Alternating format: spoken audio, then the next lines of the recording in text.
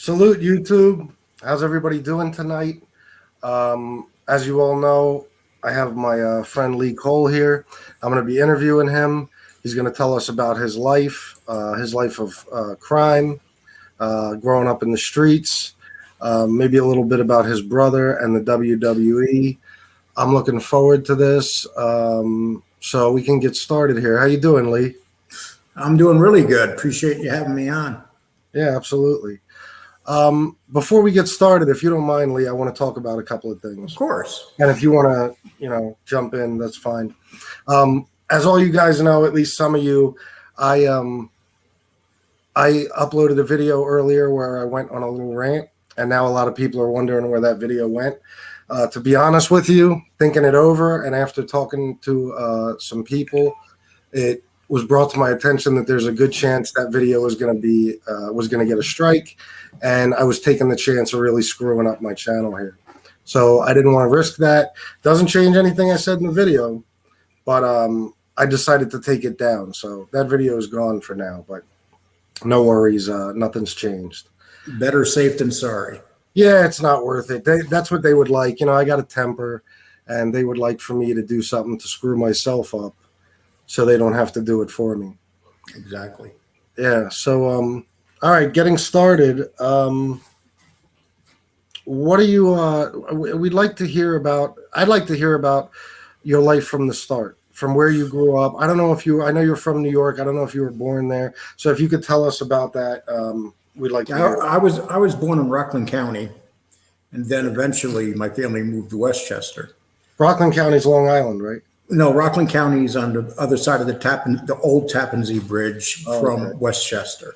Gotcha. And when we moved to the town we moved in, I'm not going to say the name of the town, but the town we moved into in Westchester was a town with money, and we were pretty much the only poor family in that town. So we took a lot of slack from that. And I had 11 brothers and sisters, and we grew up very poor.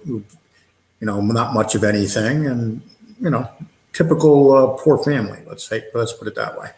Yeah. So when did you get to the point where you were really in the street and you were getting involved in different kinds of things? Okay, Tony J wants to know where in Rockland, Spring Valley.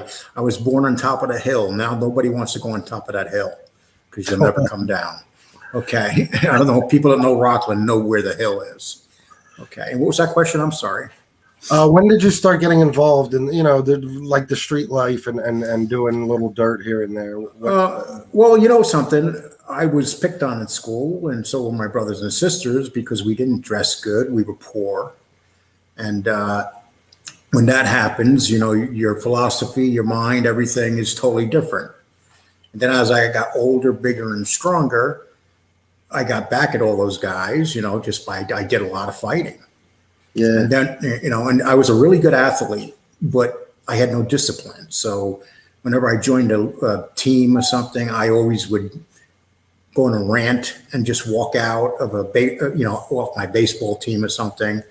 And I dropped out of school in 9th grade, and I went to, and I went on, and I got on a train, and I went down to Mount Kisco sucks balls. That's good. And so it sure does, man. It's like being in Guatemala now. Okay. So I went down to Times Square, and I wasn't familiar with Times Square. And so what I did is, there were these movie theaters that played four movies for $1.99. Yeah. And I had no place to sleep. So I would sleep. I spent the first couple of days sleeping in the movie theaters. And then there was a hot dog stand right in the middle of Times Square between 9th and 10th Avenue, where the theaters were basically. Yeah. And right off of Hell's Kitchen, that's where Times Square was. Yep. And I got a job, but I still had no home. So the guy that owned the place let me sleep in the building. He had an office up on the 3rd floor of where this place was. And he let me sleep on the floor in the office. And I'm just a kid. I'm 16 years old. And that's how I started in Times Square. And this is when Times Square was seedy in 1976. It was dangerous. I mean, it was really bad. Oh, yeah. It was. Yeah. And anybody from New York, that knows that, they know what Times Square was back in 76. And I'm a little blue-eyed white kid. I was too stupid to realize how dangerous it was. Yeah, I remember as a kid when my parents would take me there in the '80s, even, and it was terrible. Yeah, oh yeah. It was a bad place to be. And I started working, and then I became close to the guys I was working with. It was a hot dog. They sold hot dogs and they sold hamburgers, and I started getting close to the guys. Most of the guys I worked with were Dominican and Puerto Rican, and so I didn't know much about other cultures until I met them, and they were always good to me, man.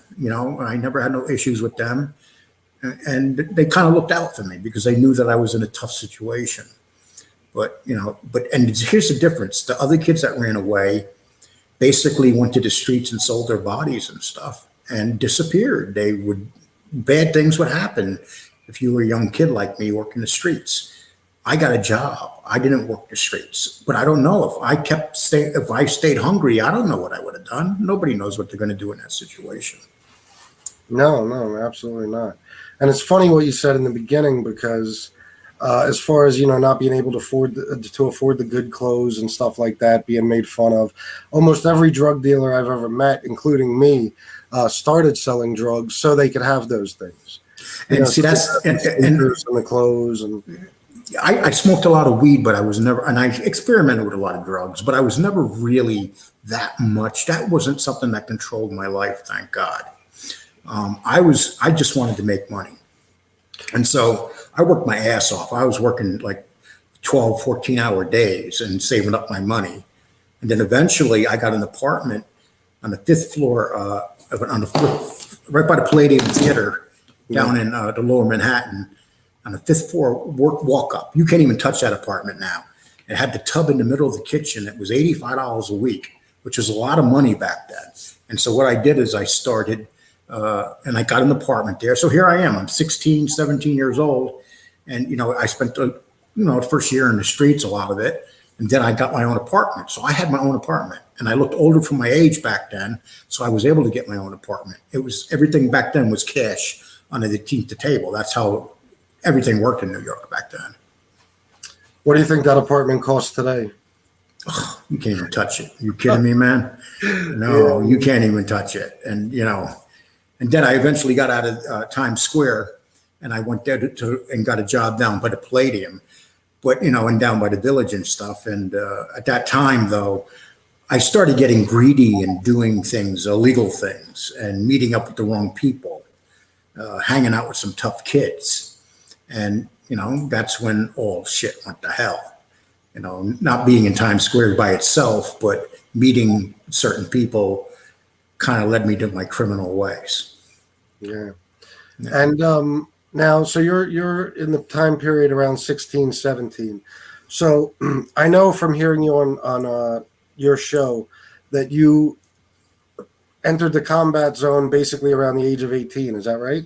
Yeah, I was in Times Square, and then I decided to go to I saved up my money, and I said, what the hell, I'm getting out of here, man. I went to Port Authority. I had no place, I had no idea where I was going.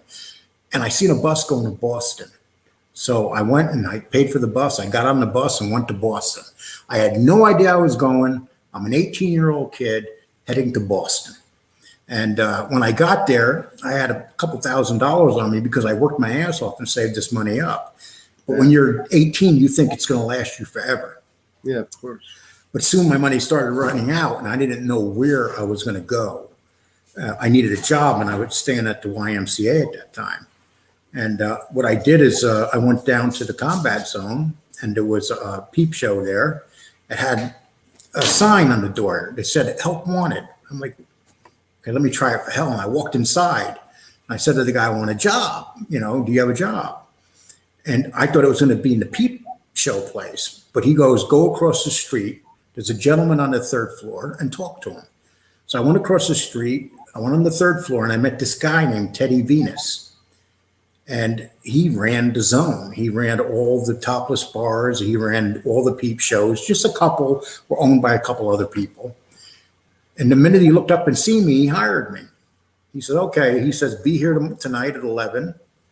And so basically he hired me. And then he took a liking to me. And this is in, my book. he took a liking to me, and he started buying me suits and stuff. Oh, wow. And yeah, and so I got this gangster guy, Teddy Venus, buying me suits and stuff. Here's why I knew Teddy was a badass. One night we're in he used to drive around in a shitty station wagon.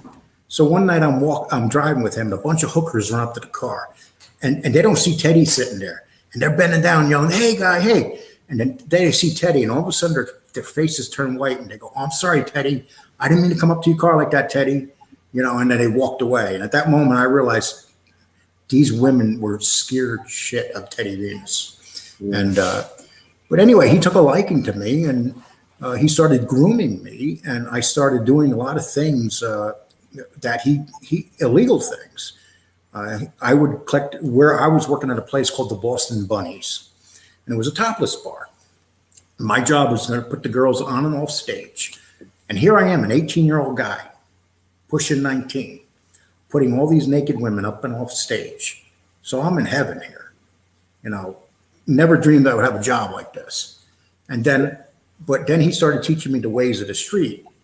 And I would collect the money from a couple of the clubs at night and bring it across the street. But whenever we boarded across the street, there were cops watching. They would watch all the places taking the money over to Teddy.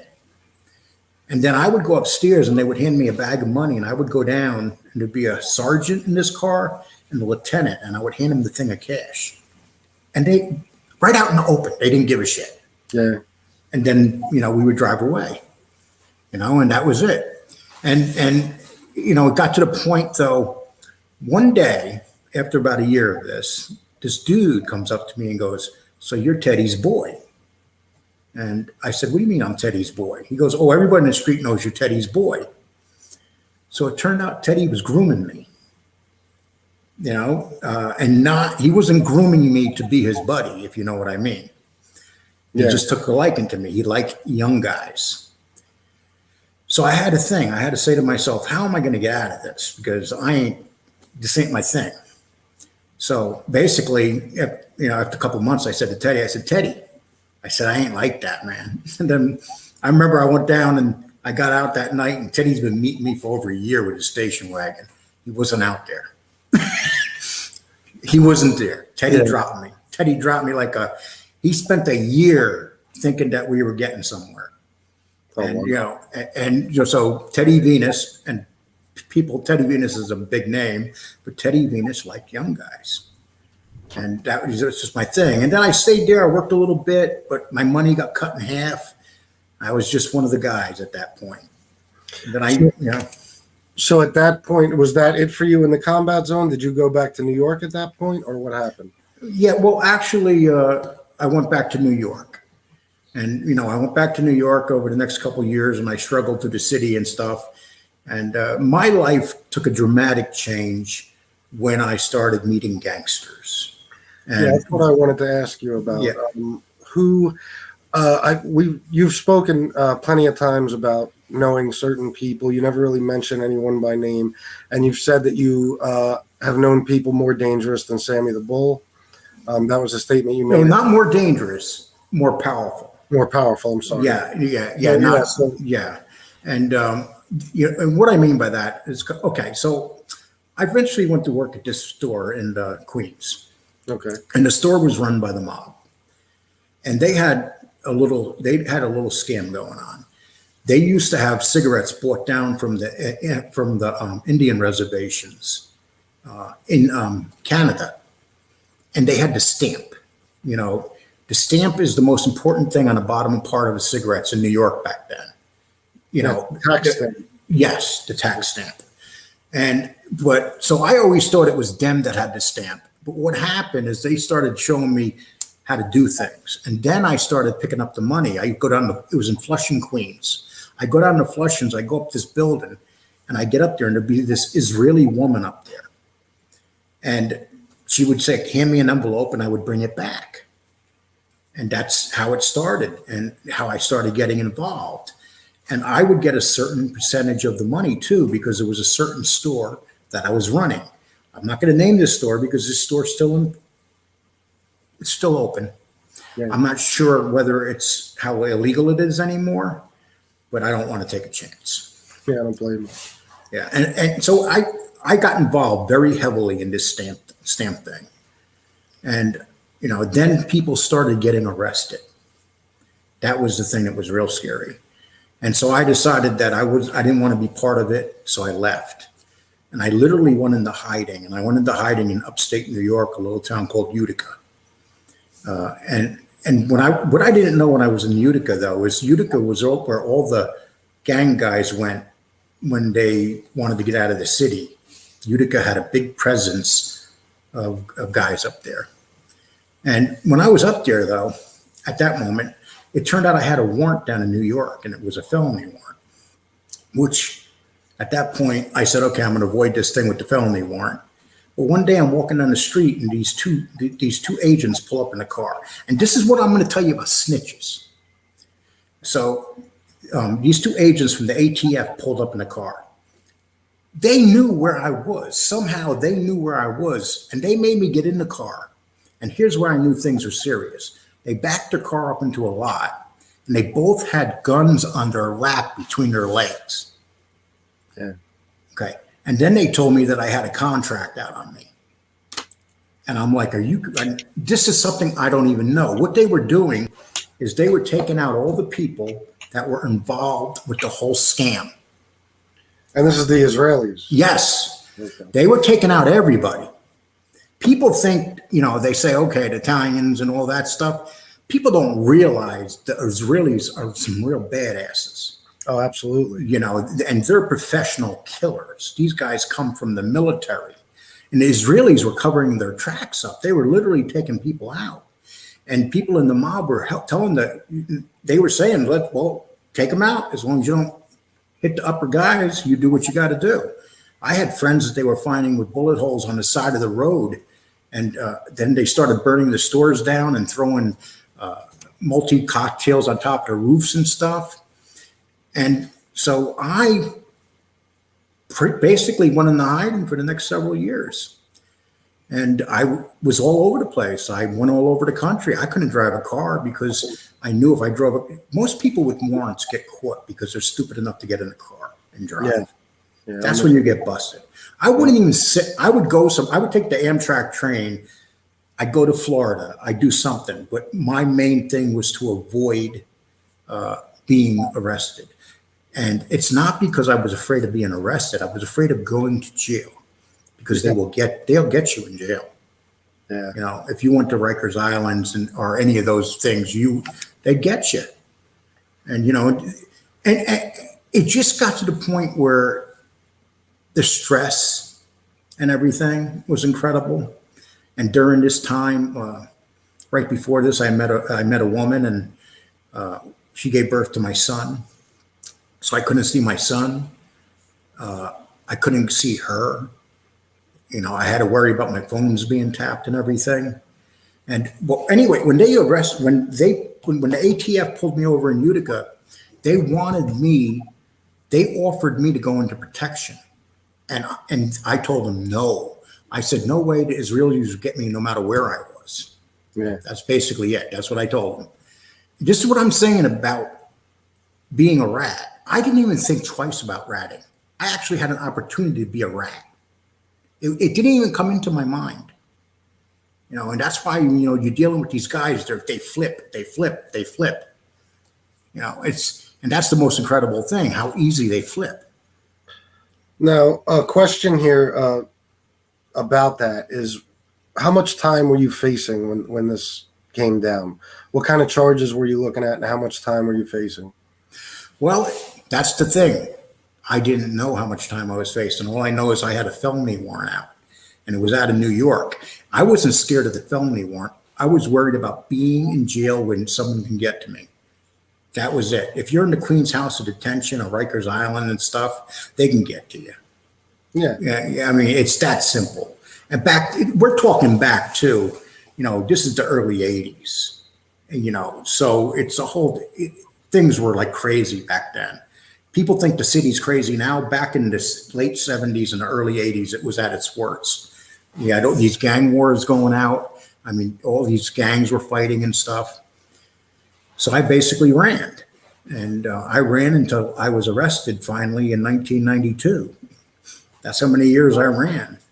I literally hid. And in plain sight, I would get a house. But back then you could lie. You can get your phone turned on with a fake name. You can't do that. You can't do that crap no more. No. You know, so my last name would be Coleman, or Cole with a K, Kohl, and I would change my first name to Leonard. You know, it was all sorts of names.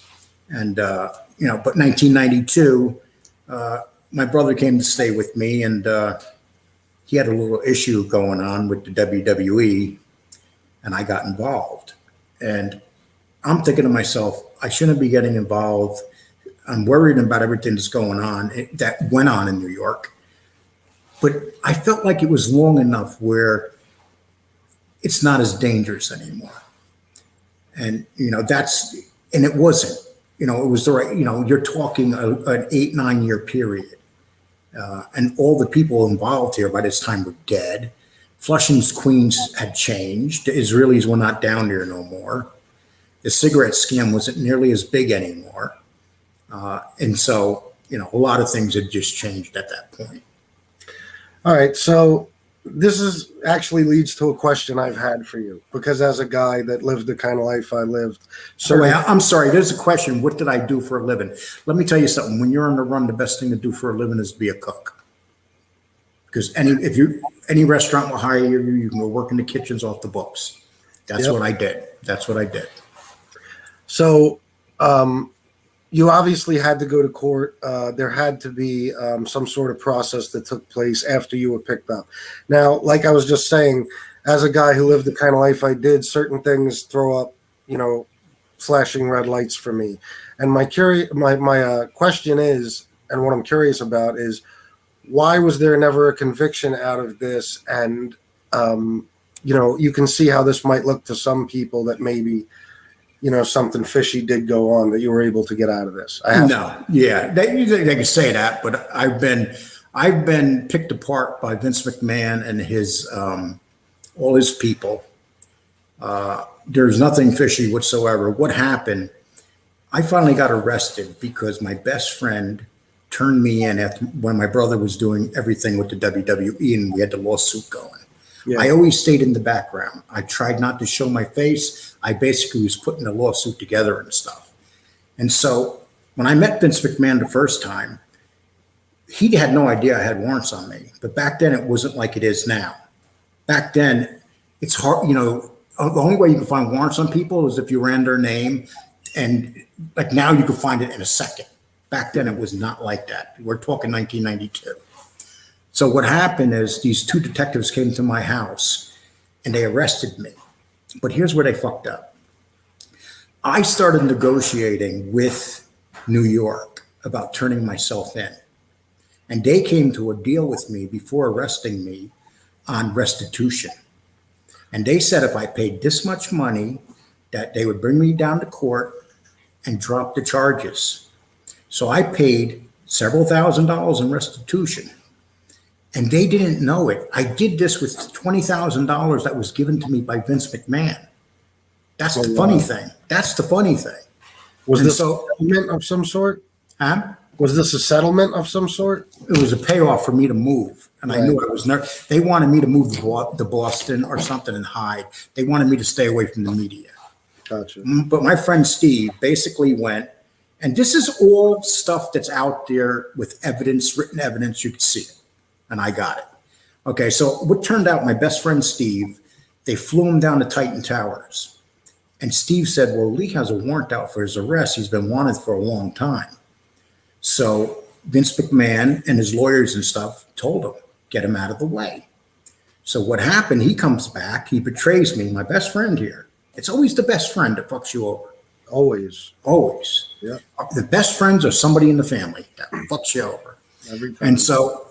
And so that night, a couple cops showed up at my door, and I'm with my son.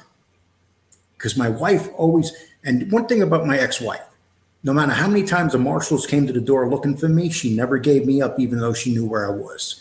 And at this time, you know, that's one thing I'll say about my first, and we're best friends now. Yeah. We talk about this stuff all the time because she was part of it.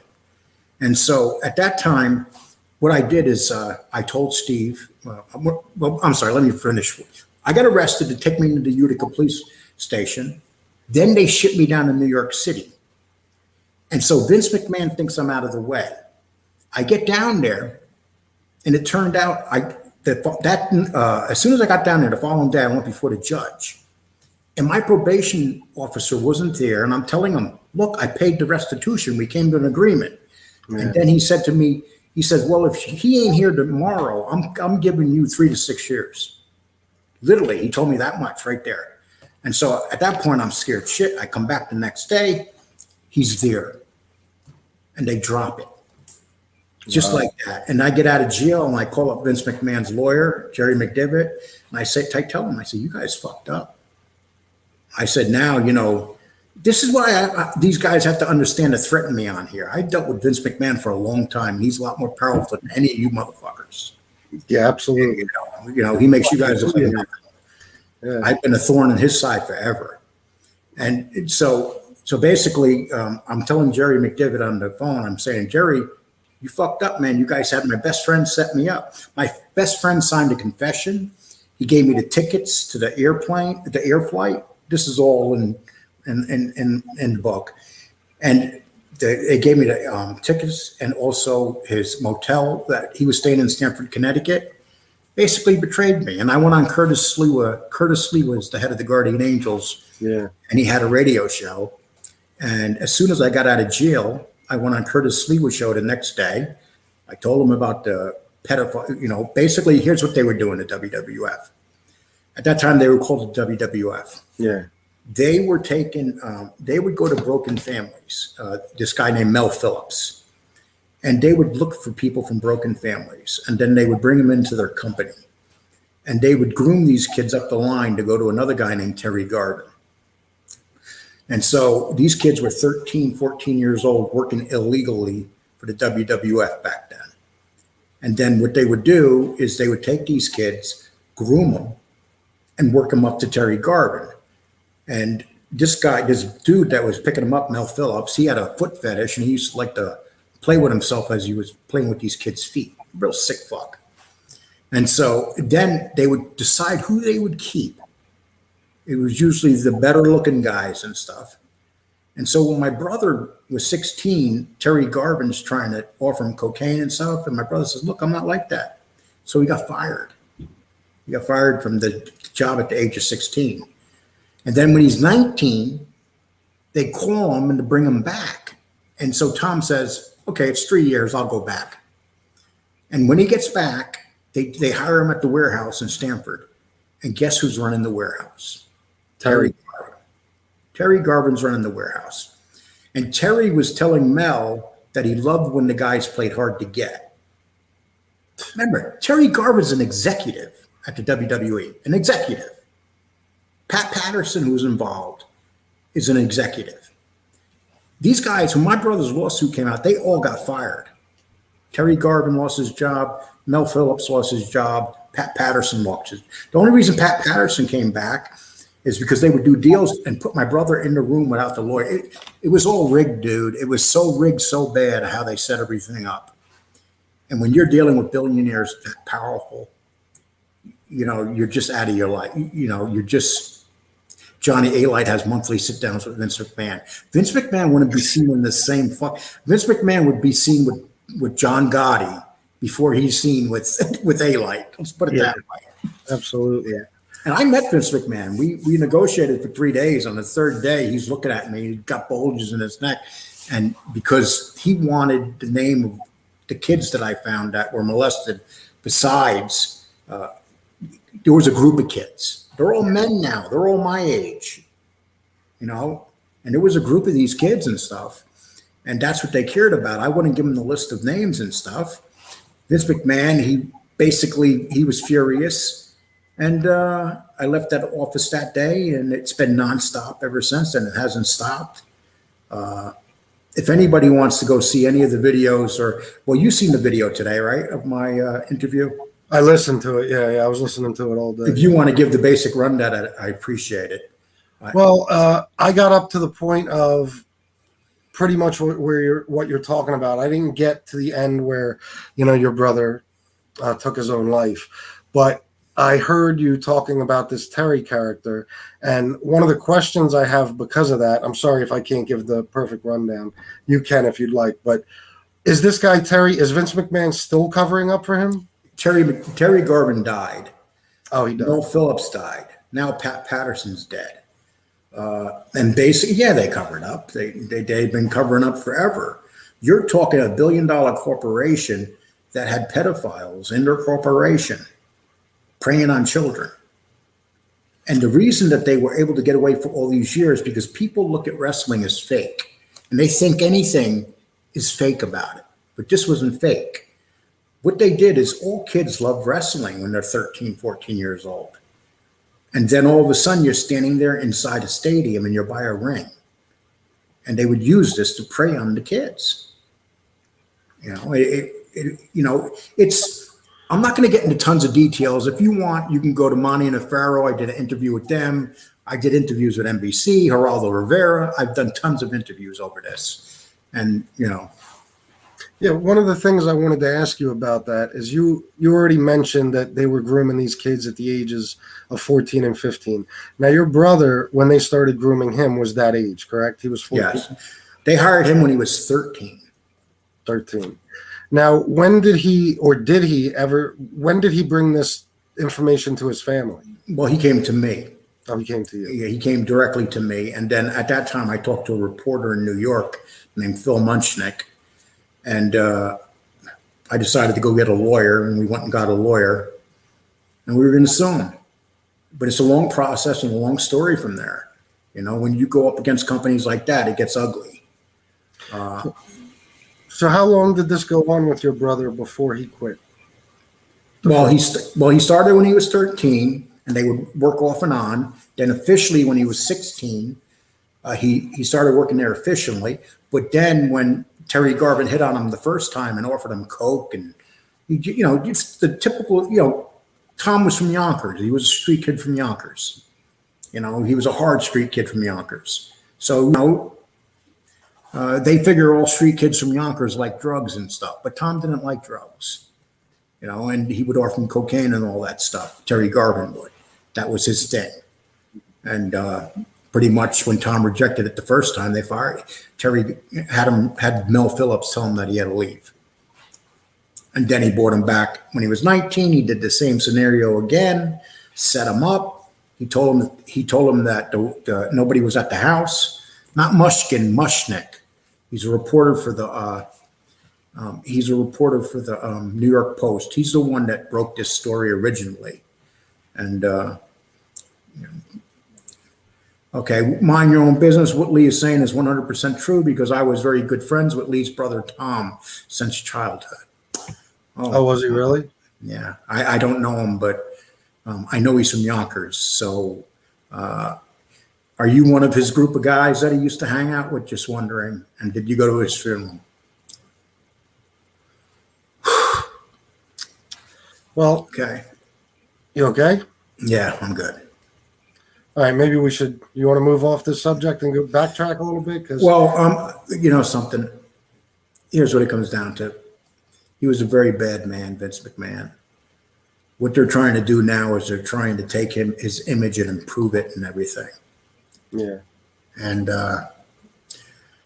he got away with it, basically. He's in his mid-70s. There's never going to be no justice for what that company did. When my brother died, I put a tweet out there. Did you see the tweet? No, I didn't see that. Okay, that's anybody could see it if you go look for it. And I basically said to him, I said, my brother killed himself 3 hours ago. And my brother, the day he killed himself, we had a conversation for 2 hours. And I never had the feeling he was going to kill himself that day. But before he died, he said, Lee, just make sure you keep letting everybody know what they did to all us kids and to me. And so I went after them real hard. And then their lawyers came out and started talking about my past to all reporters, saying Lee Cole's a con man and a criminal and all that stuff. But anybody that knows the story knows it's true. You know, like the gentleman that was just here or is in here. They know about all this. And, you know, we would have brought them down, but the reason we didn't bring them down is because at that time I was a wanted felon. Yeah, your hands were tied. Yeah, My hands were tied. I worked from the background. My hands weren't tied, I would have came at him real hard right off the bat. There would have never been no settlement because my brother had a stack of shows on every show from Oprah. Everybody wanted my brother on their show. And, you know, if you go back to Larry King, you can find it on YouTube. You can find several interviews my brother did. And that was a major part of my life. And, you know, it's just eventually I started getting in some trouble again. And stupid stuff. You know, when you grow up a criminal, you stay a criminal. telling me. Yeah, you know, and the difference between me and these other clown criminals, they do it with groups. I always did it by myself. When I got busted, I was by myself. Yeah. If you want to put up the front cover of my book, you could do that. Oh, you were going to put it up, remember? I didn't. No, you could put it up. All you got to do is hit on it. You have to do it. Oh, right here. Okay. Yeah. I see. All right. Yeah, this is something Lee sent me earlier. This is a little proof to go along with his story if there's any questions. I'm going to put it up right now. If you guys can see that. Well, when I Explain this, Lee. Well, I basically put this manuscript out right before COVID hit and it was accepted. And then what they did is then COVID hit. They put it on the back burner and now they're working on it again. And it's called This One Man's Life. It's basically about everything, including the WWF stuff. And now what I have is an author cleaning it up and making it even better. And my cover right there, this is another moment in my life when I was wanted and they set me up in a parking lot and it was a pretty big bust and they even had the media there. You could tell they have the media there because it's obvious because they're taking a picture of me being cuffed. And when they pulled me over, they thought I had guns in the car and all this crap and I didn't. I would never be stupid enough to have guns in the car. And You look like a big fella in this picture, Lee. oh, I was a big fella. I was a lot bigger than I am now. Were you? Yeah. I used to lift weights when I was young. You know, I used to bench over 400 pounds. And then when I was just a big guy. You know, I was always really strong. Yeah. And when the cops arrested me, they were scared shit. They had the guns. The guy was shaking his hand at the window. And, you know, because we're in a small town in Colorado and these guys never dealt with, and so they're thinking that I'm everything that they see in my file, Yeah. you know? And, but the funny thing here is when they busted me, I went down to New York again. And when Queens, I went down to the Queens House of Detention, the courtroom down there. Yeah. And when I got there, the guys that brought me down there, there were a couple of marshals, and then the judge said to the marshals, "How was he? How was he when you brought him down?" They go, "Oh, he was good." And so, as it turned out, I had the former district attorney on the case died, the former judge died, and the judge on the case said to me, "How much do you have in your pocket?" I said, $90. And the judge goes, "Well, you know what? You've been running on and off your whole life." He goes, "I'm looking at your report. You cleaned it up for a while here in the mid 90s. Then you know, shit happened again." And so he said to me, I'm going to let you out on this. And I remember I got out and the judge and my lawyer walked up to me and says, "Well, you know what? You're white and free." He goes, he said to me, "If you were a black dude coming in here, dude, you wouldn't get that deal." I always remembered that. You know? Well, yeah, that's funny, and he's right. But one of the things I wanted to ask about that is, was the statute of limitations up? Because I mean, generally on a crime like that, I would think. No, I committed more crimes. Oh, okay, gotcha. Okay, yeah, that's what I was saying. The first time I got a break, and then I went back to doing my dirty deeds. And then I met a woman, and what usually cleans a man up? The woman, yeah. A woman, and the woman I met was a good woman, and like any other man, I fucked that up too. And you know, there's a lot of things I'm leaving out here because I don't have time to sit here and talk about it. Yeah. I can go on and talk forever. But my book is 340 pages long, and it's very detailed. And that's what it comes down to. No, I was a criminal off and on. I cleaned up my life right around 2001. But my crime was I always ripped off a big money. Always. It was never a few dollars. We're talking tens of thousands at a time. And once again, I'm not going to get into how I did or who I did because I never know who's looking. But, I cleaned up my life. And I know that I've been an honest man for a while now. And I have no desire to commit crimes anymore.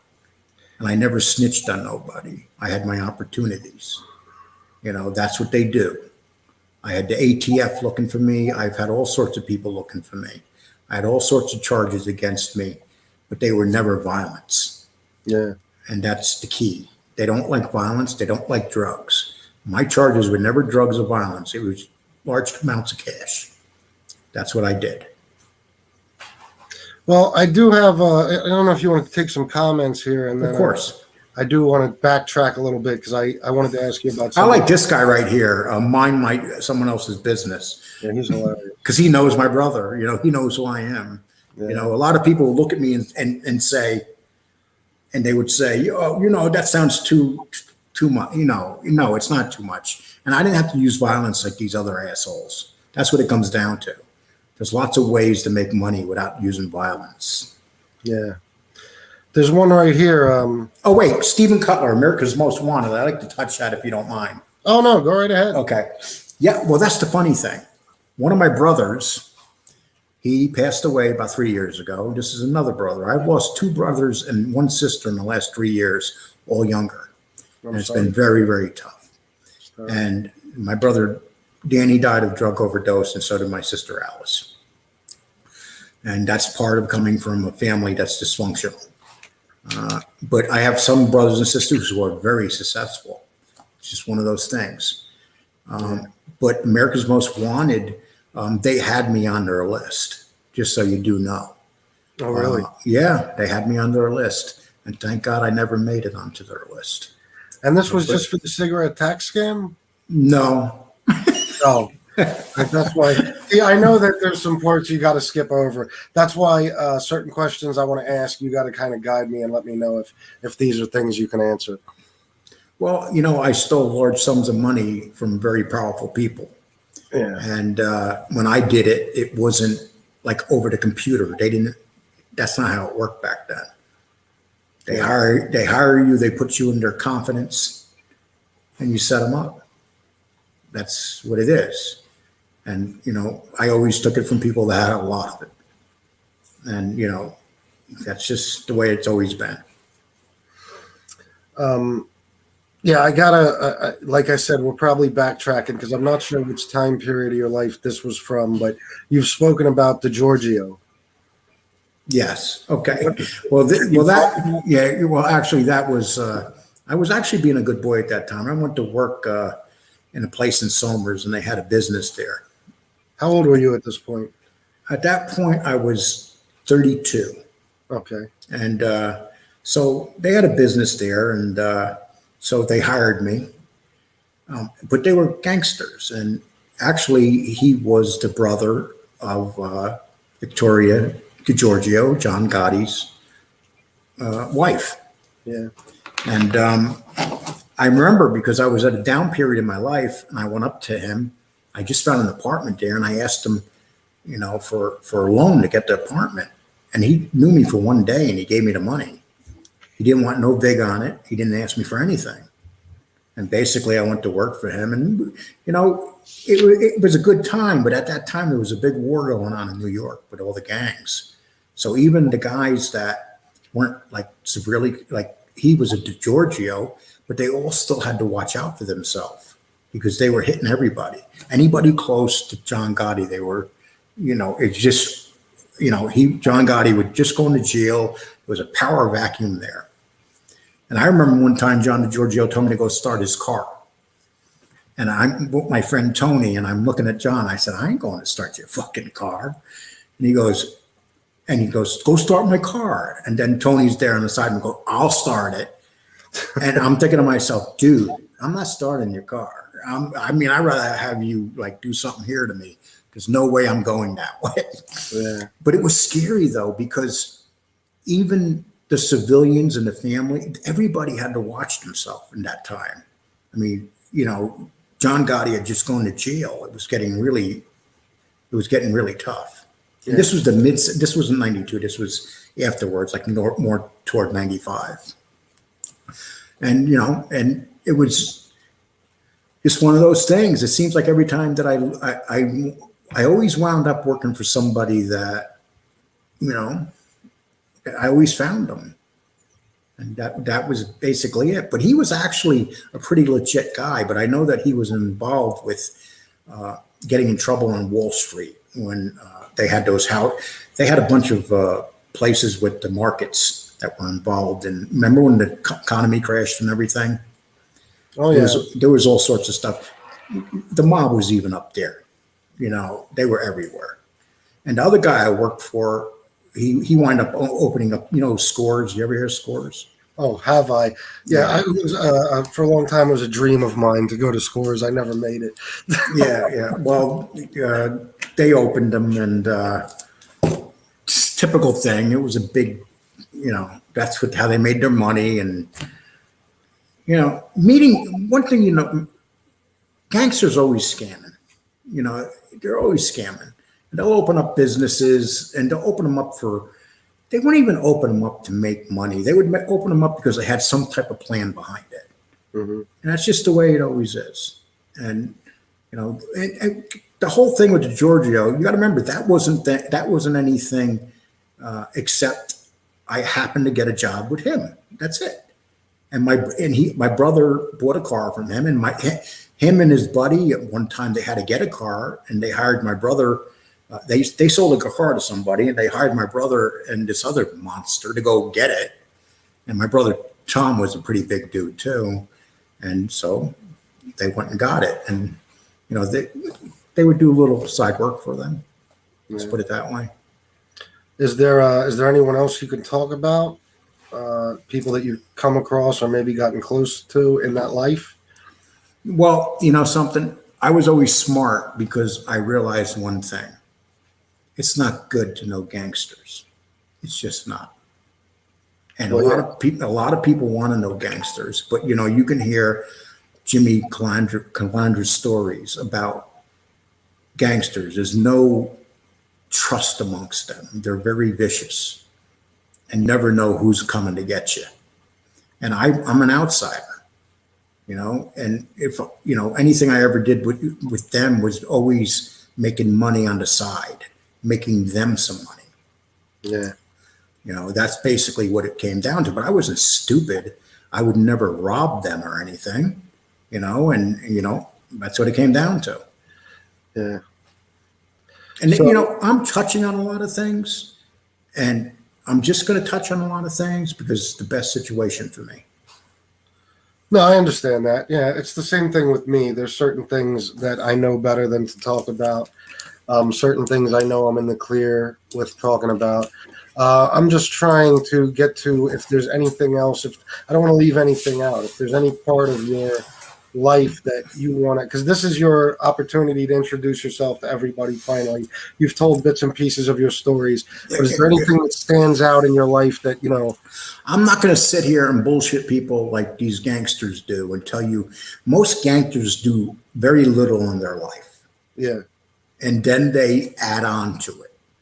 And I can guarantee you one thing. I've done a lot more than them. I may have not done the violence they have done, but I made a lot of money. And so what I say, I have to be very careful on, Yeah. you know, and that's what gets me about these gangsters. I mean, you know, they'll come on and say they killed people, they're hitters and all this stuff. They're not. I mean, sure, some of them have done very violent things, but they're just not good people. And this is why I always stayed away. And believe me, I could have been around gangsters, but I always stayed away because of what I seen of a couple gangsters and how they acted and the violence. You know, I got involved with the calling card scam that the mob had. Yeah. You know, they basically gave me a bunch of calling cards to take up to Syracuse in that area and sell them to all the stores up there, and I did. But you know, I don't know if you guys knew the story behind those calling cards. Remember when calling cards were really big? Oh yeah. So what they used to do is half of the cards would have nothing on them. Yeah. So you go into these places and you would sell them to people. You would always give them a couple cards that had something on it, and they would check them and see it. We'll say, "Oh, here, this is for you. This is what they're like." So there's certain stores, bodegas and stuff, and you know, I made quite a bit of money off of that. But I'm not going to talk about it too much. Yeah, You know? Yeah, you got to be careful. My thing was always about making money, not hurting people. You know, not the violent part of it. I'm kind of a boring guy compared to guys running drugs and just doing stupid shit. The reason I'm not sitting in prison is because my crimes were more white collar. Yeah. And then I've had a lot of exciting things happening in my life. I wouldn't change it for nothing. I learned the streets at a very young age.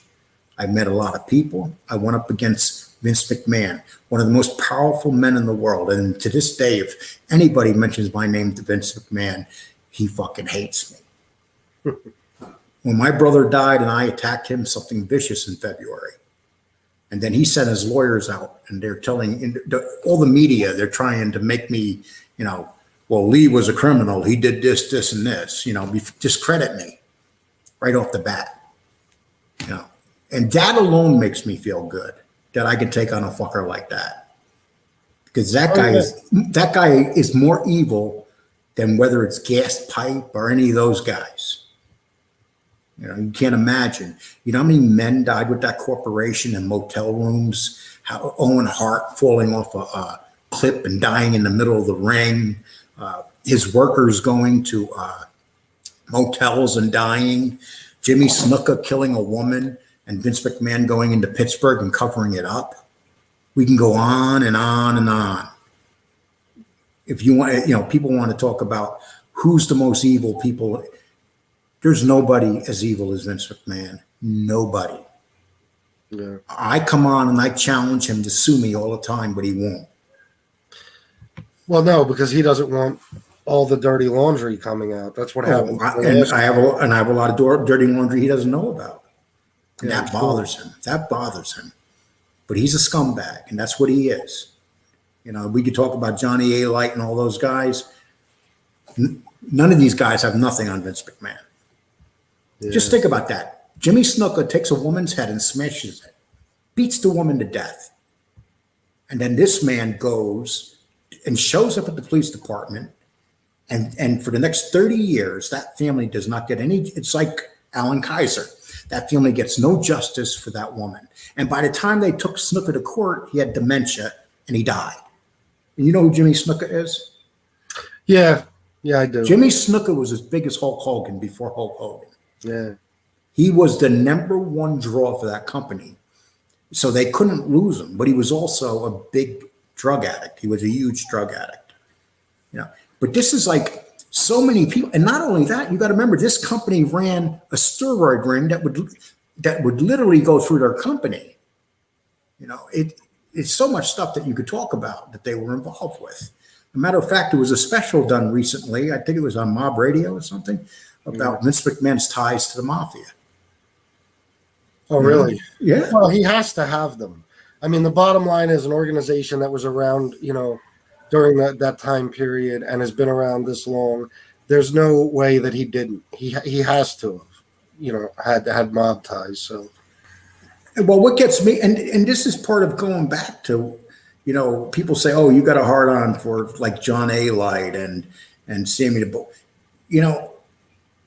It just gets me because they're rats. I mean, they're the lowest form of rats, and people accept it. I had the opportunity to rat, and I'm just a street kid. I didn't rat, and I could have been sitting pretty by ratting and not have to run half my life. That's what it comes down to. you're telling me I took felonies, that I could have skated from if I would have just given up a few people.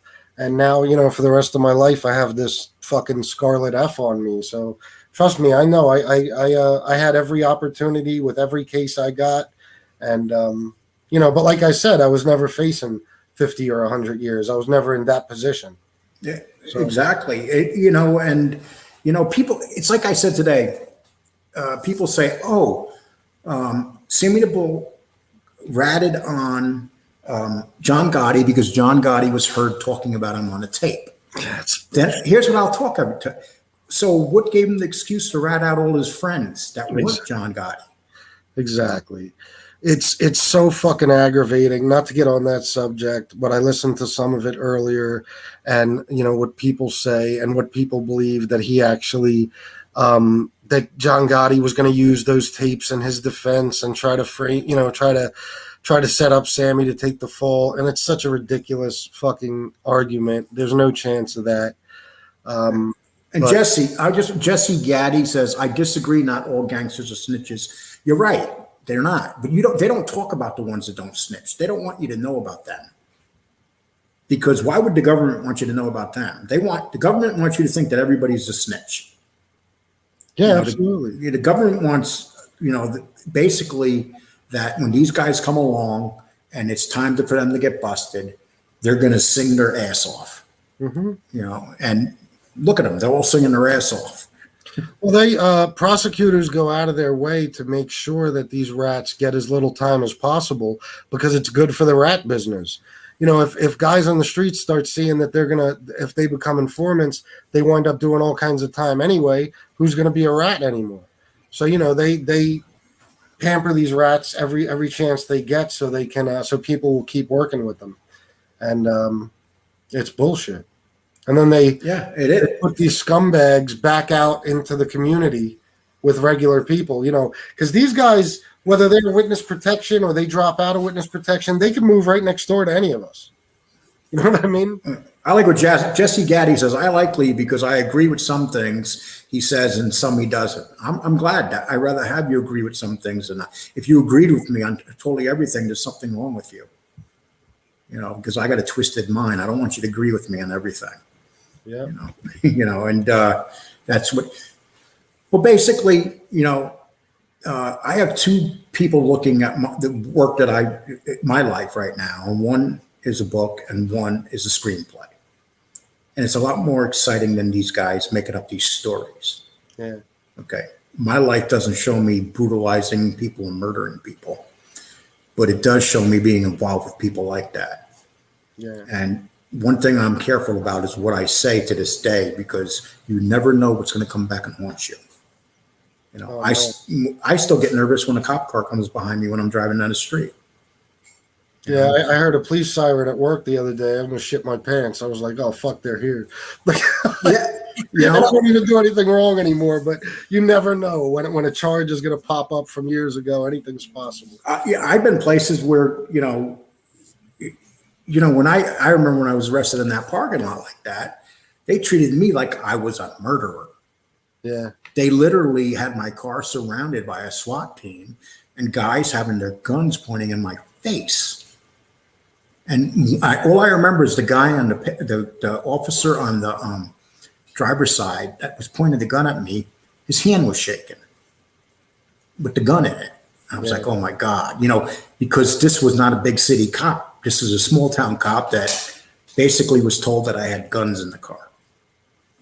And I remember because they tore my car apart, everything. They tore it apart, threw everything across the lot. I kept telling them, there ain't no guns. And the other cops going, oh, he probably threw the gun out. I'm thinking, you fucking assholes.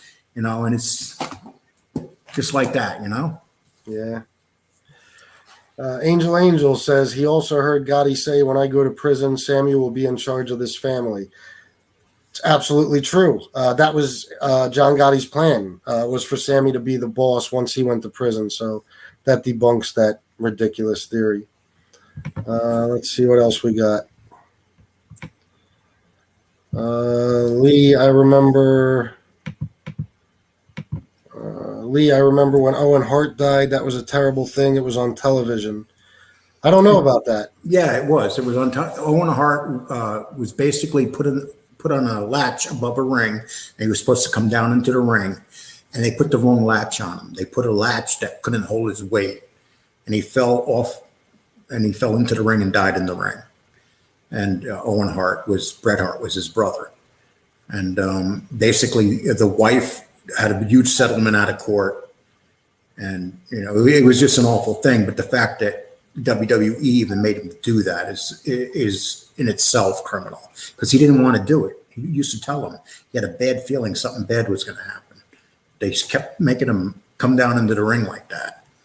And if you guys ever go to the Vice channel, they have Dark Side of the Ring. They have a bunch of stories there about. As a matter of fact, if they come out next season, they already talked to me about doing this. They want to do something with my brother. And they would have done it this year, but they already had their shows picked out. But I'm not sure whether I really want to get involved with them right now, because I'm finding certain things out about them. Yeah. I'm seeing a lot of talk in the room here about this name, Francis Featherstone. Is there any relation? Yeah, because someone talked about having him on their show. Yeah. And he was a major rat. Yeah, I would love to have Mickey Featherstone. I love the story of the Westies. That would be amazing. I doubt there's any relation here, but if there is, please let us know. They're still looking for him, though. The Irish are still looking for him. And you know what's worse than that? You know who else is looking for Mickey Featherstone? The IRA. Oh, really? They're still in existence. Oh, yeah, I know they are. Yeah. So, Mickey Featherstone's scared shit right now, because he put a lot of guys away that had deals with the IRA and stuff. Yeah. So I'd be surprised if Mickey Featherstone shows his face. I really will be. I've seen him on a documentary before. He has, it was from a long time ago, but him and Billy Beatty, both on there, and they were talking here. I got to click on this one. John A. Light into midget wrestling.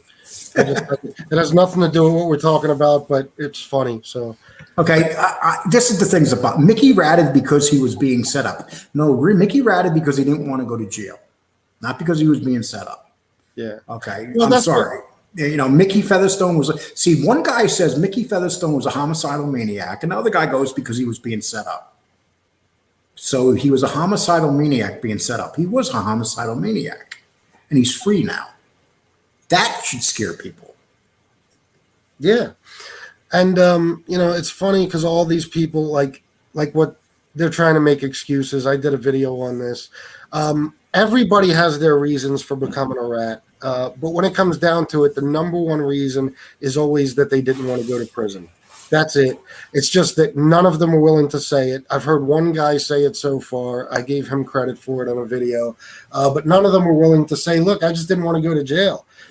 Be a man. If I ratted, I would tell you that I ratted because I didn't want to go to jail. But you can't get that out of people. So, and if a guy turns evidence, he has to remember. He has to fess up and just say, "Look, I turned evidence. That's it. I turned evidence." And it's like we were talking about, like John A. Light. He's had some interesting stuff happen in his life.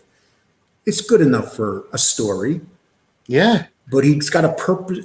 Purposely, everything he's done is based on the Gotti name. Gotti rules, the book, everything he's done is based on the Gotti's name. That's why I crack up when they say shit to me and you like, oh, what are you trying to build a channel off of A-Light's name? He built his whole life off of somebody's name. You're talking about him when you say something like that. And they say that to me, but you know what happened to me 3 days ago? I didn't do a video that day. And I had 16,000 views. Yeah, I heard you say that earlier today. Yeah, and I had that many views, and most of them were on the other stuff. Mm-hmm. So I've done a lot of stuff that has nothing to do with John A. Light. We're here doing something right now that we are talking about John A. Light right now, but it's an interview. I interviewed Sicilian just so you guys would know who we are. Yeah. Because we want our fans to know who we are. Yeah. Yeah, I've done plenty of videos that have nothing to do with him, but they don't see those. I get the comment all day, oh, all you do is videos on John A. Light. Okay. What did you hit on your views today? What do you Your mean? live views. Your live views. Did you Oh, ever check- I don't even know, man. I don't even know where to look for it. I don't see it up there. You're such. I don't you're- know what I'm doing, Lee. This is You are what we call a StreamYard virgin. yeah, absolutely. I'll get used Okay. to this here, but I don't know. Before you know it, you're going to be a StreamYard whore. Okay. Where do I find that at? I'd like to Usually it's up there where you can see it. I'm not sure, but that, it'll happen. 97, someone said. Fistful of Trumpism says 97, which is excellent. Not bad. It's funny with Jimmy Clandria, I had 430. And then we had, what's his name? Gunner. Yeah. That was an adventure. Every time I think of Gunner doing that show, it was an adventure. Boy, he talked a lot of shit about me after he did his show with me. But he was at 320. And, it's just one of those things. What you'll notice is you'll do more and more, it'll rise. But those are your true 190. Beck said you had 190. 191 right now. Right now we're at 191? Yeah. Oh, 180. okay. That's yours right now. 190. Dude, that's excellent. Be proud of yourself. That's excellent. So you know what you do if you know you have 191? We talk about something else and keep them on a little bit longer. You got to reward them. Yeah, oh, yeah, absolutely. So if we run out of things to talk about, there's always Johnny A. No, I'm just kidding. Well, here, let's take a little poll here, guys. Let us know what you want us to talk about for the next few minutes. I have a feeling I'm going to know the answer. Let's see. Salute. Well, JC says salute to FBS and Lee. You guys set a record for getting to 1,000. Well, according to somebody else, they got there a lot quicker than us. But that wasn't the fact. Yeah, Hootie. I don't know what he was thinking. I don't have a thing with Hootie, but I don't know what the fuck he was thinking when he said that. That's strange. We all should be happy that we all got there. It's not a contest. No, exactly. And it's not about the subs. It's about your running time. How long people stay on and watch. That's what it's all about. Talking about Joey Calco. Why don't didn't you talk about Joey Calco the other day? I did a video on Joey, yeah. Did you talk about the calzone thing when he beat that guy almost to death? Yeah, that was the point of the video. Like, a lot of people were like, oh, you're just rehashing what Jimmy said. No, I was explaining who Joey was so I could get to the point of, that ridiculous night with the calzone and the aftermath of that. You know what I mean? And yeah, it's the funniest thing. I mean, to end up on World's Dumbest Criminals is. I got the first threat of a lawsuit today. Someone sent me an email saying they're going to sue me. Oh, really? Oh, yeah. Yeah, they're going to sue me. And so I'm waiting for that big lawsuit, So if that person that's threatening to sue me, if you need to know my lawyer's name, let me know. I'll let you go. This way you can send it directly to him. Okay? And then we can start talking about all the other interesting things in your life. Yeah. Remember, when you play hardball, we play hardball. Yep. I want to get to this comment because this is something I talked to you about earlier. Fatbald Sicilian, when are you going to start a super chat? I don't mind giving you a sling. I don't know much about the super chat thing yet. I kind of heard it was a bad idea because a lot of no, it's not a bad. Whoever told you it's a bad idea doesn't know what they're talking about. Well, for now, all I can say is, I mean, I know there's something in that for the commenters, I guess. All I could say right now is, if anybody wants to donate to the channel, as far as money goes, if anybody wants to donate to the channel, I have a donate Cash App button on my About page. But I'm not asking you guys for anything. My content will always be free. And as far as the super chat, I'm going to look into it and get them up. Let me just tell you, I'll give you my advice. I get it with my Sun station. Get them up because most of your money is made from the super chats. Because people, I'll give you an example. Like say Craig's on here. and you're so busy and you can't talk to Greg. Yeah. He could use a super chat, and because he's using that super chat, you answer his question. That's basically how he gets his question to you if you don't see his question. Oh, I gotcha. Yeah, Okay. yes. So it does help the comment. It helps immensely. Because it helps. felt to me like I was just asking people to throw money at me, and I no one's going to throw you money unless they want to. Yeah. That's what it comes down to. Yeah. And it's, but according to Gunner though, none of you guys have money. Yeah, I tell you what, I got to be honest, and I'm sure Gunner will hear this. I had talked to Gunner after, and he had mentioned, I had asked him, to be perfectly honest, if he would do an interview on my show one day. I'm not sure about that. I'm thinking this over. There's a lot of things I'm sure Gunner knows that I don't really like. If Gunner's the one that told you not to put up your super chats, you're listening to the wrong guy. No. Oh, okay. No, he does it. I've seen him do it. Okay. No, I don't know about Gunner. Certain things about him throw me off, and I don't know. He has a way of talking down to the audience, and that bothers me. He talks down to generally everyone, but the way he was insulting people and the audience that day kind of left a bad taste in my mouth. Well, basically, he said wrestling fans are broke ass bitches, and they have no money, so they don't buy his product. That's basically what he was saying. Let's be honest, to the point. So if you guys are broke ass, I don't know what to say. Maybe, But then again, I hear that Gunner's broke ass. So, Me too. See, I've heard a lot of things about Gunner's situation too. Christopher George, Gunner is a world-renowned author and speech therapist. He's a clown. He's definitely not a speech therapist. There's no way. Oh gosh, people could be so vicious, I swear to God. So what's the count right now, guys? Anybody sees the count? Because he cannot see his count. Yeah. Okay. John A. if you don't do it, who will? He did it to himself. You're just letting people know I play AAA ball. Can I sell bats? Here's something I hear. I hear that somebody, and I don't know if this is true, but I hear that somebody checked Tampa to see if he ever played baseball there in the college. I don't believe it for a second. How did he have time to go to college when he was killing everybody? You're killing everybody in Queens, New York. How the fuck? Wait, but there was a period in Tampa when people were being killed. Yeah, in Tampa. Yeah, but it was when he was playing baseball. People were in the park were being batted just out of the blue. They were like, some guy came up to us and batted us. So. Well, how could but when you're busy being the Godfather and running all of New York City, how do you have time to go to college? I don't understand. He's so busy with his because John Jr. gave him permission. John said, "You know what? I want you to get an education. Go down to Tampa."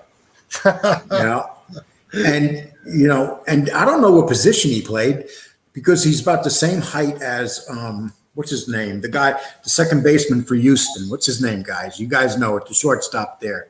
Oh, I certainly don't know. Yeah. He's Seth the Viking says, talk about Gunner. Talk about Gunner. I'll tell you what, these people are so vicious. Says, let's make fun of Gunner. Apex Predator 69. That's my boy Frank. Altuve. Oh, okay. Altuve. Altuve. Altuve. He's the shortstop for, and he's about 5'2", 5'3", and he plays for the Houston Astros.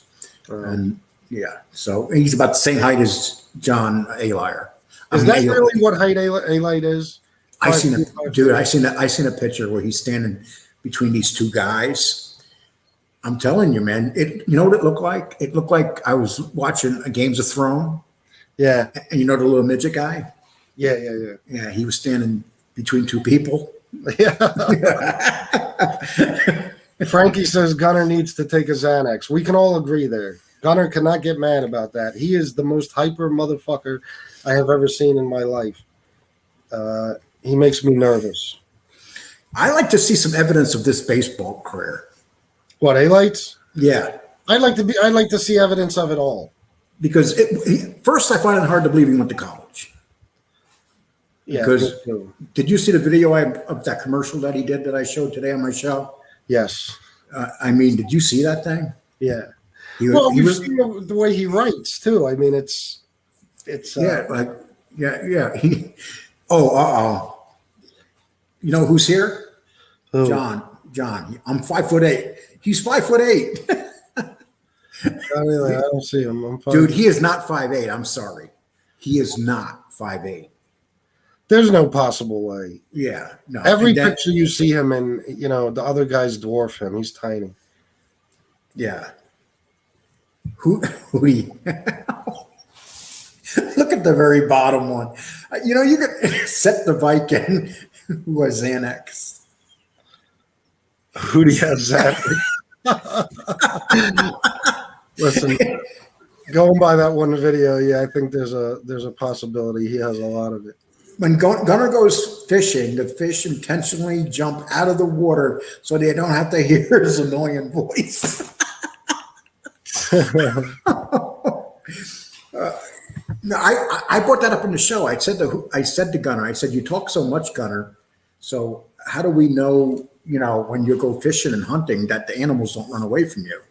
Because he's talking. My brother Tom used to go fishing with his friends, and they got to the point my friends would say to my brother Tom, no, you're not coming with us. Because he would always talk. And, you're supposed to be really quiet. Tell Gunnar to join monkhood and take a vow of silence. Steve Culler says Hootie is drooling on himself right now. Oh, God. You guys are vicious, man. I'm sorry. Don't ever turn on me, dudes. I don't mind a couple of you turning on me. I don't want you all turning on me, okay? Steve Cutler asked there, what do we think of Gas Pipe? What do you think? I think he was a brutal murderer. That he was that real guy. I'll put it this way: I don't think not many people would mess with Gas Pipe. No, and I mean, his story to me is one of the most fascinating because I don't know if you know what happened to him with his cooperation agreement, but this involves Sammy Gravano. Basically, he had a cooperation agreement. He ratted everybody out. He confessed to all his crimes. I forget how many murders it was, but it was dozens. And then when he started talking about Sammy being a drug dealer, now the government didn't want this to be known because in court, when he was testifying against Gotti, he said that he never sold drugs. Because apparently it's okay to let out a guy who killed 19 people, but not a guy that sold drugs. I'll never understand that. Yeah, exactly. So when Gas Pipe started talking about the fact that Sammy was a major drug dealer, they said, we can't have you testifying that because it would call into question Sammy's credibility and John Gotti might get out. So they ripped up his cooperation agreement.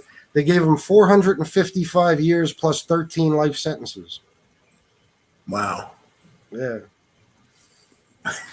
That's incredible. But, all I know is that he was. Now, wasn't Gas Pipe behind the Bobby Borriello? Say the name, please. I don't want to get yelled Bobby at. Borriello, yeah. Borriello. Gas Pipe was the one that had the mafia cops doing this. I actually think that would be a good story because those two cops were involved in that. They didn't even realize those cops were involved until they started singing. I know. They kept that case hidden for a while because Gas Pipe told on those guys and mind someone else's business. Says, I'm surprised Gunnar is doing renovations on his house. I didn't think a single wife trailers could handle the weight of an addition. That's funny. If these guys are listening to us right now, they're not too happy. John Alight taught Gas Pipe everything he knows. John Alight, well, yeah, of course. Alight was Gas Pipe's boss. He was everybody's boss. You're at 200 right now. 200, okay. Not bad. Yeah, that's real good. Yeah, okay. Thank you guys, man. Thank you for showing up for us. We appreciate it. When Gunnar does his live shows, he has 46, 47. I never seen him above like 50 or 60. Really? Yes. So that should say something right there, Sicilian. Yeah. Mafia cop Louis Eppolito was in the movie Goodfellas. Yes, he was. That would be a good show to talk about those cops. Yeah, I'm surprised they haven't done that yet, but there could be reasons behind that too. That made a lot of people look bad. They did a documentary on him. I know that. John Light started Gatorade when he started his baseball career in Florida. He started Gatorade. Which nation let's see, what nation most represents Hootie's new fan base? Nigeria, Ghana, Bangladesh, or the Congo? I didn't say that, Hootie. Okay, these are other people. Don't blame me. I am on somebody else's show and they're writing. These are his people. They're not mine, Hootie. Yeah, we got the subscribers. We know these commenters by on a first name basis at this point. Yeah, I mean, even if they don't use it in their username. You know, how good does it make you feel when people say to you, I can't wait till your show starts. I like it. And, you know. Well, like stuff like this. I mean, that to me is amazing. I still can't get over it. You got to understand, when I started this channel, I wasn't sure I was going to get 3 subscribers. You know what I mean? So not only the way this blew up, but the commenters and the subscribers, they show so much love. They say so. Like last night, I showed a video that had my wife in it, and I got I got a couple of dickheads, but I got so many kind words and compliments. You know what I mean? And I try to tell these guys every chance I get how much I appreciate it. But yeah, it's still mind blowing to me. Gunner has only 46 people on his channel because lights go out in rehab where he should be. Oh Jesus! Fat taking a beating tonight. Yeah. Okay. Nick says, yeah, he didn't do shit. He just looked at him and said something when he walked past Joey. Okay, I don't. Oh, they're talking about the Chris. I saw another comment. They're talking about the Chris Pacello running into Joey Merlino. I believe it was Orlando at a basketball game. Well, here's what I think. I think sooner or later, with all these guys running around insulting each other, that something bad's going to happen. Well, I mean, it's only a matter of time, right? How long can this go on? These are all killers, and yeah. I mean, these are people that hurt people, and you know, they just sooner or later. I mean, it's going to happen. Yeah, I mean, there's eventually something to have to, I guess. Okay, that's the rehab one. Let's see. A-Rad is talking about Ronnie. If you look at the transcripts, Ronnie says he is being set up and he is sitting there for life. I like to know. Marie, if that's someone, who is that you're talking about, Ronnie? I think she's talking about Ronnie Truccio. I believe so. Now, did A-Rats have something to do with him going away? Yes, I believe so. I believe he testified against him. That, if I'm correct, is the guy that he was under when he was living in Florida and he had his $1 billion parking company. Yeah, Ronnie One Arm, yeah. Now, someone says, complete bullshit story. Joey Merlino is a real boss. Yeah, there's a story. I don't know if you know about Chris Pacello, but he's a mob rat, and he's in Miami. He's got the clubs down there. He ran into the Philly boss, Joey Merlino, at a basketball game, and there was a rumor that he said some things to Joey, and Joey backed down. There's no way that's true. I don't believe it for a second. Chris is a tough son of a bitch, but he knew who he was standing in front of. So, and sooner or later, you don't have to worry about him. It'll be somebody else. You know, it's, the reason that I do not talk about the real mob here is because it's out of respect. I will talk about the snitches, but I will not talk about the real mob here. Would you agree to that? Oh, absolutely. And I have, like, Joey Merlino, for instance, he's, the last boss right now, and he is a stand-up guy. He's as stand-up as they come. I have a lot of respect for Joey Merlino. So, yeah, I don't touch on that stuff. You want to read that one? I don't want to get sued. JC and McCallie say Hootie was a gopher and then snitched out Todd LaBarca and then came out in public eye claiming to have never snitched. Only fools defend that BS.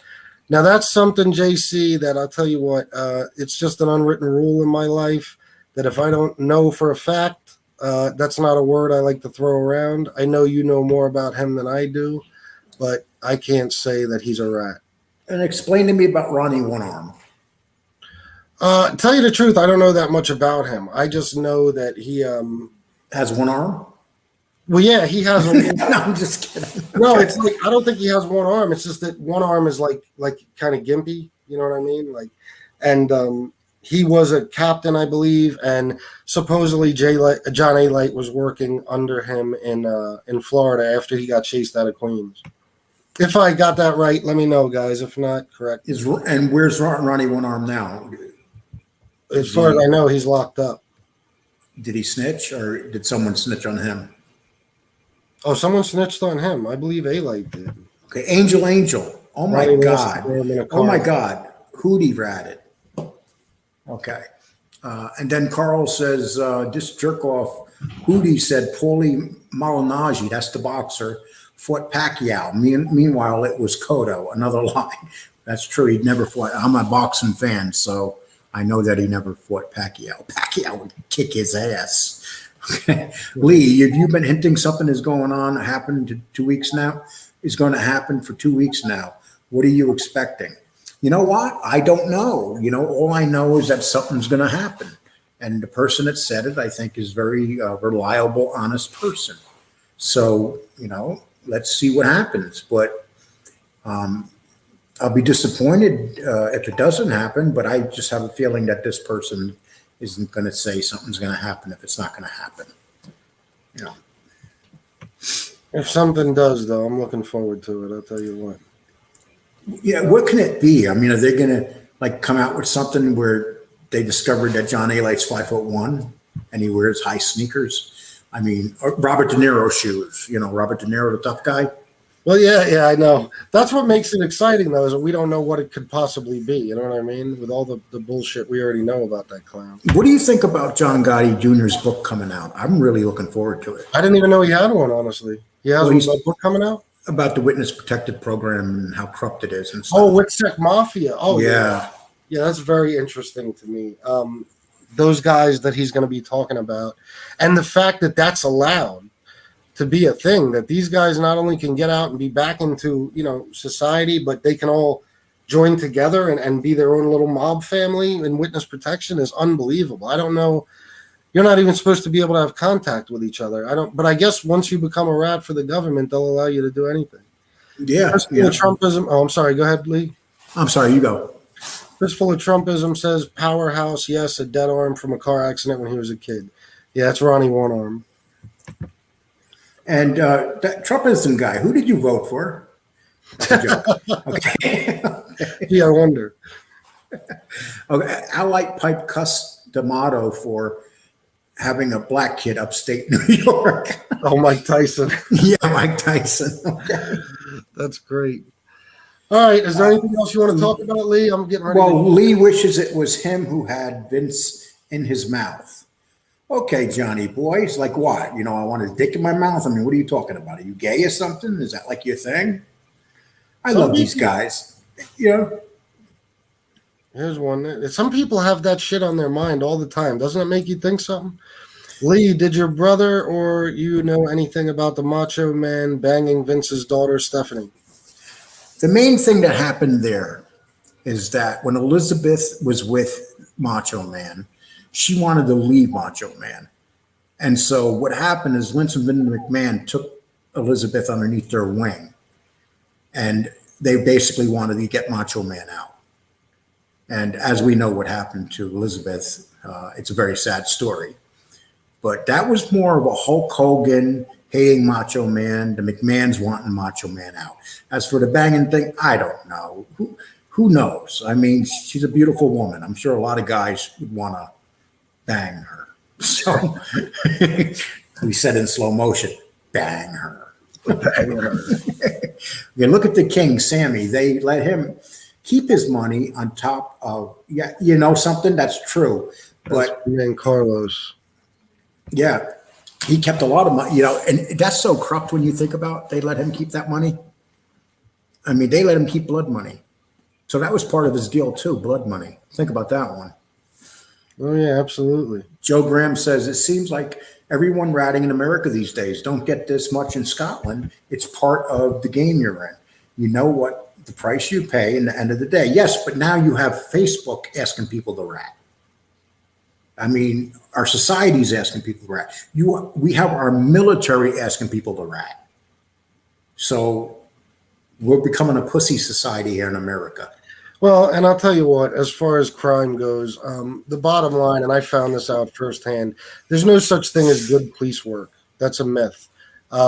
Rats solve crimes. Cops just make arrests. There's no detective work. Be a victim of a crime and ask the police for help and see what they tell you. If somebody doesn't give them the answer, they can't help. Do you ever watch 48 Hours? First 48, you mean? Yeah. I used to a couple of times, yeah. Why do you ever say to yourself when these fuckers come inside and sit down and and the cops are like, well, we know, talk to us. And then they start talking. I'm like, dude, all you got to do is sit there and say, I want a lawyer. Yep. The odds are you'll never be convicted. Absolutely. Yeah, I don't know what people are thinking there. Yeah. I would never, I mean, that's the first thing I would say is I want a lawyer, and that's it. Then just shut up and sit there. And that's it. You want to take one more each before you call it a night? What do you want to do? Yeah, I'll take one real quick, and then you could take one. I'll take K-Mac. I heard Big Guys is your guy's going to Mexico with Elite for the holidays. I heard the big guy. No, I'm not. I don't know where Elite's going. I don't think that he'd go to Mexico because that's the big guy's going to Mexico with Elite for the holidays. Who's the big guy? Let us know real quick. I don't know. Okay, can I do another question? Being I didn't really like that one. Yeah, go right ahead. Yeah. Without rats, cop can't do their job, regardless if you're ratting on yourself or someone else. And you know what, dude? It's not about the ratting. It's about the guys coming out and saying they didn't rat, and then calling other people rats.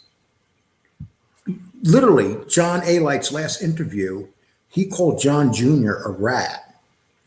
And if there's a list of, I just read this magazine where they had a list of rats in the mafia. Yeah. Guess whose name wasn't on it? John Gotti Jr. Yeah. Guess whose name was on it? John A. Light. Every one of these guys with shows' name was on it. Every one of them. Yeah. Yeah. So that should say it right there. So he's not considered a rat except by Johnny A. Light, because Johnny A. Light basically has about 200 302s. Unbelievable. Yeah. All right, I'll take one more real quick. Ultra testosterone. Fat Bald Sicilian, do you think Gunnar Lindblom is rich? No, absolutely not. There's a couple of reasons. I heard some things about his lifestyle that lead me to believe he's not. And the story he told about not that long ago when he had to borrow money from Larry Mazza to buy merchandise, it was a few $1,000s. So, I mean, if you're rich, you don't need to borrow money, especially not, that amount. So, no, I don't think he's rich. No. Kevin wants to know who is my favorite person I've interviewed so far. Why, Fat Bald Sicilian? Come on, don't put me on the spot like that. Of course. I'm sorry. My favorite guy is Gunnar. I'm sorry. That was an adventure. That was like going into the woods naked. Really? Not Jimmy? Huh? It's not Jimmy? No, Jimmy handled it too. Jimmy was Jimmy. With Gunnar, you did not know what you're going to get. Those are the best kind of interviews. Yeah. It's just like you didn't, Jimmy, I knew it was going to be real busy because Jimmy's very likable and a lot of people like Jimmy. But when nobody came in and insulted Jimmy. But when Gunnar came in, oh my God, half the people there was like, one out of every three people was saying something negative. And then I said to Gunnar, hey, Gunnar, what do you think about people saying negative things about you? And then he goes, negative? I've never seen anybody talking negative about me. And I'm like, oh my God, look at his comment section. I used to be one of the guys talking negative about Gunnar. I used to fight with him all the time. Yeah. Now, after he's been on our show, it's different now. It's like, you just want to hug him and tell him to shut up. Yeah. Here's one right here. Are you doing an interview with Jimmy Calandra, FBS, or a second one, Lee? It's not going to be an interview. Jimmy agreed to just do a show with me. So I think we're just going to, get on and bullshit for an hour or so. We should be doing that next month. So I'm looking forward to that. I don't know, Lee, are you doing anything else? No, I don't see that happening. Jimmy was good enough to come on the show once. He really gave me a push, because when over 400 people come on for you, that talks about how well you're liked. Yeah. Yeah, so I don't see that. I have a couple really good interviews lined up, and I'm working on them right now. And that's the one thing you're going to find, Sicilian, being that today you had over 200 people in your watching. Mm-hmm. People are going to want to come on your show. I hope so. Yeah. The guy coming on my show to talk about Johnny Depp and Amber Heard, his name is Rob Rules. He has a very big station, and he would never agree to come on my station a month ago. Yeah. But then, if he sees that I get 200-300 people in the chat, they're going to come on your show because that's powerful. That's what people look at. If you do a live show and if you have over 100 people in your chat, that's considered major. How many we got right now? Could someone let us know before we go? Because I don't know why, but I can't see it. Yeah, that is weird that you can't see it. It's not popping up here. I don't know. I got to get used to this thing, man. Yeah. I'm glad everybody's patient with me because I don't know what the fuck I'm doing. Yeah. Well, you did a really good job tonight. Thank you. 201. Yeah, that's really, you're closing out at 201. That's really good. That's great. But I knew it was going to be, come on, everybody's here to see me. Of course. No, I'm just, I don't give two shits about me. Okay. But I did an interview with you too, and I was getting 200 that night. Yeah. So it's people are coming to our shows and stuff, and can't say more than that. I'd like to say thank you to everybody. And I also like to say that I appreciate everybody listening to my story. And please understand, I like to talk a lot more in depth about my story. But being that I got something in the works right now, I'm not really allowed to because I made commitments to people. Yeah. And so I basically skated on the common stuff. And, please understand that. Yeah, I think everybody understands there's certain things that can't be spoken about. Frankie says, awesome job, Chris. Absolutely awesome. I appreciate that, Frankie. I'm trying my best. All right. Who's Toco? Who's Taco? Toco is Gunner's. That's his, claim to his family. His family. Yeah. Okay, it's likely worth $100 million. But possible. Aren't they all gone? Yeah. I don't know. Gunner was mad at me because I didn't know what family he came from. He even sent me a letter saying, "Do your research better, dude." He was really? Yeah.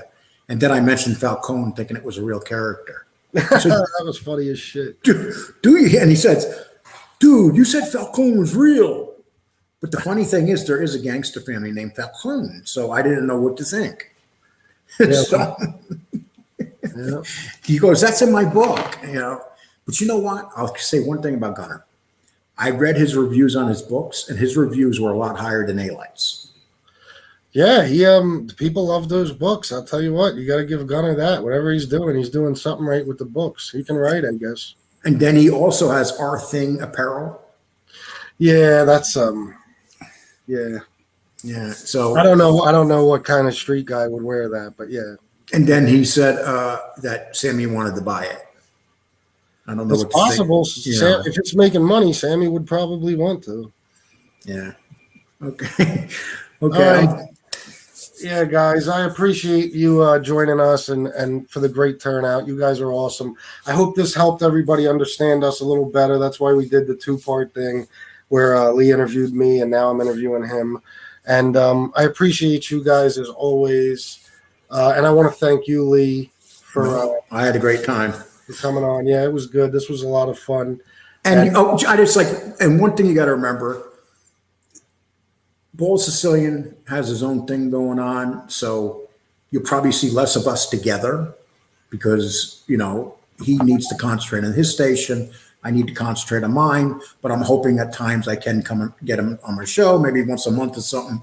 We can do something together, Yeah, but I definitely understand, you have your show, you have your station now, and it's doing really well. Yeah. And congratulations on that. You really earned it. Thank you. That simple, man. I appreciate it. You did too. I appreciate it too. Yep. All right, guys. I'm sure Lee will be seeing you in the next couple of days with a video, and I will be too. Until then, see you next time. Salute. Okay, take us out of here. Hit that button. There we go.